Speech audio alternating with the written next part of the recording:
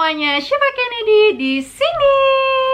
Hai sobatnya Syifa, kenalin aku Syifa Kennedy. Selamat datang ya. Di sini aku bikin banyak video, silahkan ditonton. Aku juga bikin banyak playlist. 1, 2, 3, 4. Sebenarnya banyak lagi sih, jadi dikepoin aja ya. Happy watching. Oh iya, jangan lupa subscribe dan nyalain loncengnya ya, biar dapat pemberitahuan setiap kali Syifa Kennedy upload video baru. Halo teman-teman semuanya, selamat datang di YouTube Syifa Kennedy. Bagi teman-teman yang udah subscribe, pasti dapat pemberitahuan pas ada video baru ini. Dan bagi teman-teman yang baru nemu channel Syifa dan belum subscribe, silahkan subscribe atau langganan. Tekan tombol lonceng atau notifikasi agar teman-teman dapat pemberitahuan setiap kali Syifa Kennedy upload video baru. Gimana nih teman-teman semuanya? Sekarang masih bulan Ramadan. Bagi teman-teman yang menjalankan puasa, gimana puasanya lancar? Bisa nggak menyusun target Ramadan yang bener-bener efektif untuk kalian? Kalau misalnya kalian belum nonton video ini, silahkan nonton video curhatnya Syifa episode 2, karena di sana Syifa cerita gimana cara Syifa untuk produktif dan menyusun planning selama Ramadan. Oke, kali ini Syifa pengen ngobrol santai aja nih tentang Q&A yang udah Syifa dapatkan questionnya dari teman-teman di Instagram sekitar 2 mingguan dan baru bikin videonya sekarang. Jadi bagi teman-teman yang udah nungguin, keep on watching. Ade Titi Irani Titi 790B kedokteran Unimal dong kak. Nah teman-teman, aku udah pernah bahas di video ini tentang biaya kuliah kedokteran. Kalau di tempat aku sendiri yang sebelum-sebelumnya itu 500 sampai 12,5 juta. Nah, jadi bagi teman-teman yang kepo, silahkan cus ke website Unimal aja. Mau nanya Kak Syifa, selama kos pernah cinlok nggak sih atau pernah dilamar orang? Kayaknya kalau cinlok, cinta lokasi ya maksudnya, kayaknya belum pernah deh. Karena selama koas itu kayak memang mikirnya tuh teman, sahabat, partner selama menjalani kehidupan perkoasan. Kalau dilamar orang sih kayaknya kayak ada yang pernah ngajakin serius gitu, tapi kayak masih pengen fokus dulu. Jadi emang fokus koas dan belajar dulu. Ada pelajar kedokteran internasional nggak di kampus kakak nih ya kayaknya? Kebetulan di kedokteran aku itu belum ada pelajar internasional, alias juga belum ada kelas internasional. Tapi mungkin untuk kedepannya kita doain aja yang terbaik, oke? Selanjutnya ada dari Vanessa Alifa. Assalamualaikum Kak Syifa, aku mau nanya nih Kak, gimana sistem kuliah kedokteran? Ini pasti belum nonton YouTube Syifa Kennedy ya, karena aku udah bikin video di sini dan di sini. Jadi bagi teman-teman yang mau tahu gimana sih sistem perkuliahannya, gitu tuh belajar gimana sih, apa aja sih yang kita pelajari secara garis besar, aku udah bahas di sini dan di sini. Jadi bagi teman-teman silahkan kepoin.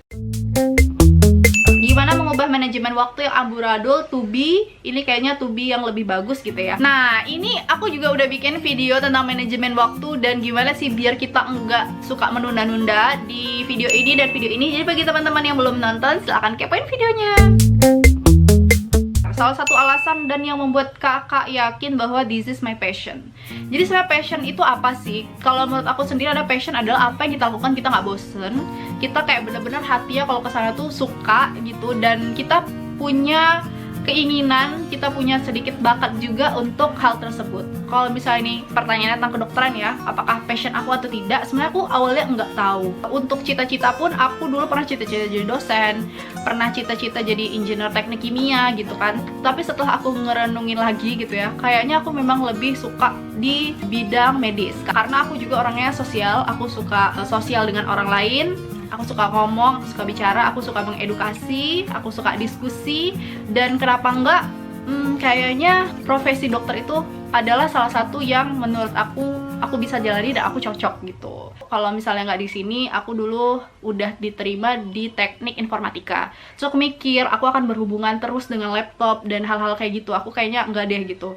Makanya aku tetap berusaha sampai titik terakhir penghabisan, akhirnya masuk kedokteran gitu. Yang akhirnya bisa membantu orang-orang dengan pengetahuan yang aku punya. Makanya sekarang aku nih tugasnya belajar ya, gimana nantinya aku bisa menolong orang lain dengan ilmu yang aku punya. Dan ya, for sure I think this is my passion.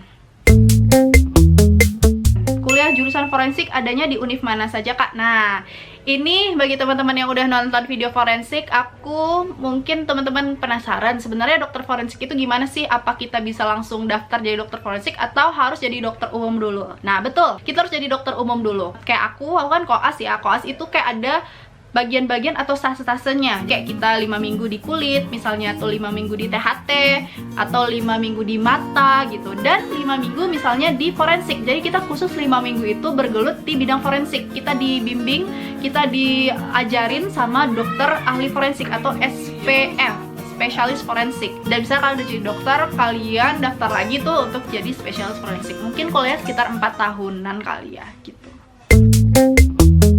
Kak, kalau orang yang nggak pinter-pinter banget terus pengen jadi dokter, kira-kira bisa nggak Kak? Tolong. Aku mau kasih tahu ke teman-teman semuanya. Jadi di dunia ini ya, bukan orang pinter aja atau orang yang punya IQ bagus aja bisa berhasil. Tapi yang bisa berpengaruh adalah lucky man, atau keberuntungan. Nah itu jadi jangan patah semangat dulu. Misalnya nih, ada juga orang yang udah banting tulang mati-matian, udah kerja keras mati-matian tapi nggak kaya gitu ya.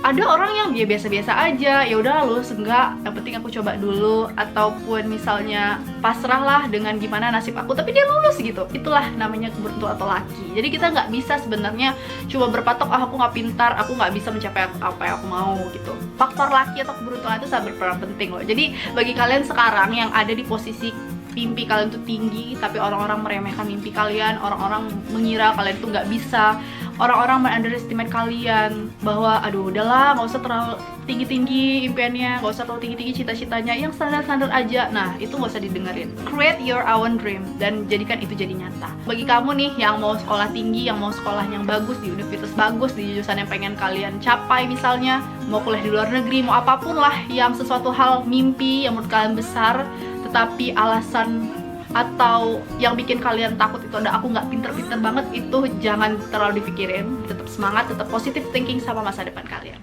Sebuah nasihat sih Pak hari ini.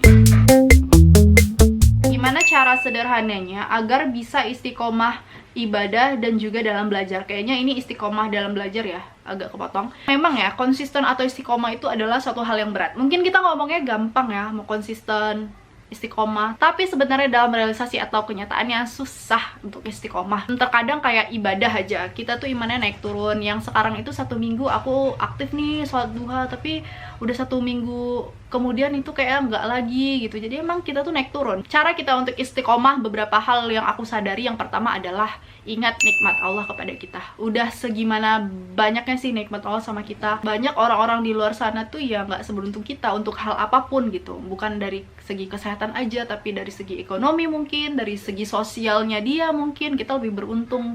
Ada sisi yang kita lebih gitu dari mereka, yang seharusnya bisa kita syukurin atas nikmat itu gitu. Jadi ya cara kita konsisten, coba ingat lagi nikmat Allah sama kita, kebaikan-kebaikan Allah sama kita. Terus kita cari cara biar kita tuh bisa terus konsisten, kayak misalnya panutan, cari inspirasi.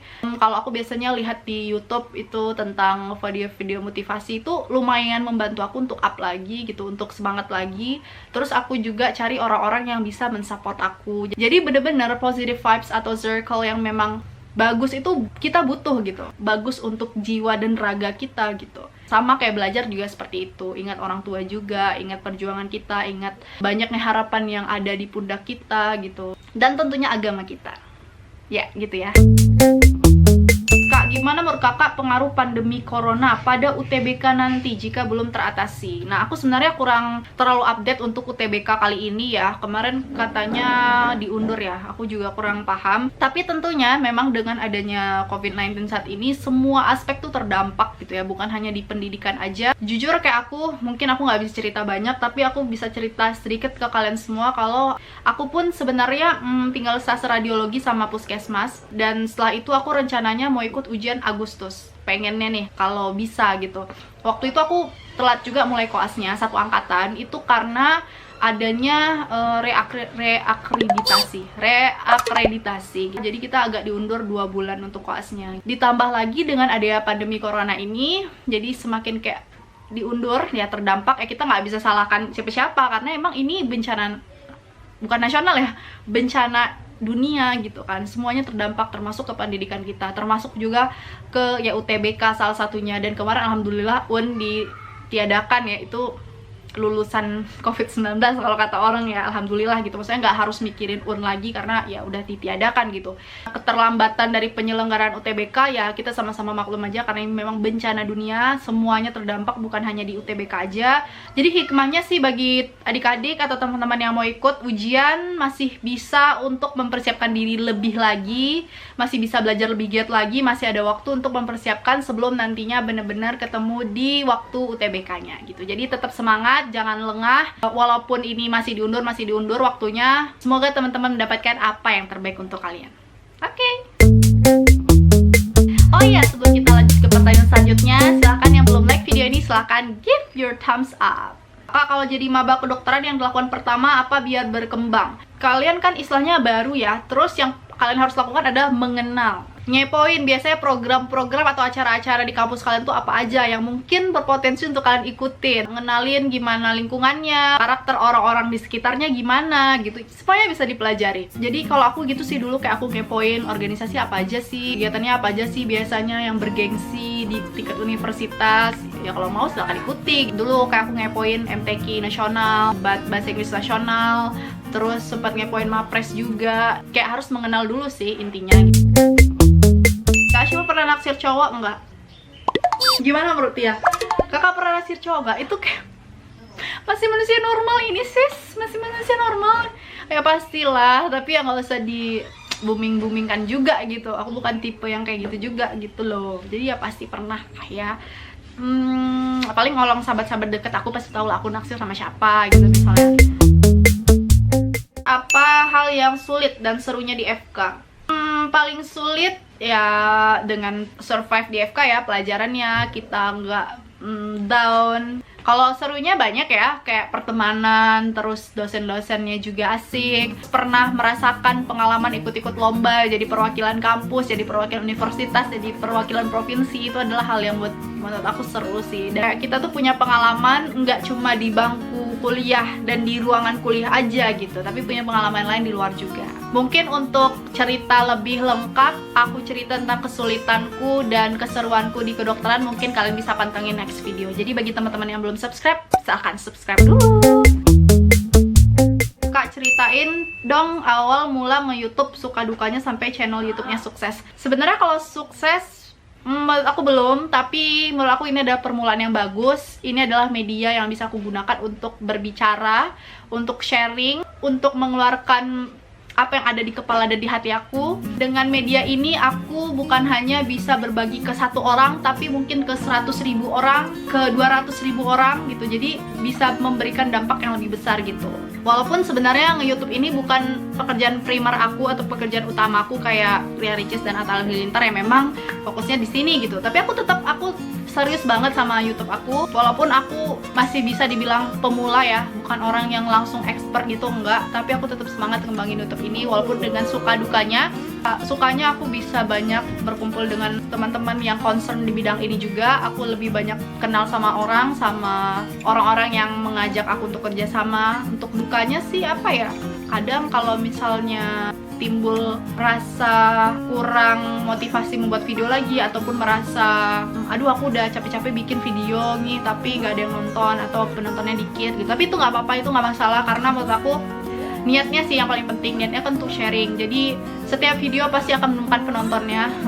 Jadi bagi teman-teman nih, bantu aku untuk tetap stay di YouTube Syifa Kennedy, untuk tetap membersamai kalian, untuk tetap bisa sharing dengan apa yang aku punya, dan kalian juga bisa sharing dengan apa yang kalian punya di kolom komentar. Jadi ramein YouTube aku dan share link video ini ke teman-teman kalian. Mungkin itu ya untuk penutup dari Q&A session kali ini. Bagi teman-teman yang masih ada pertanyaan, silahkan komen di bawah.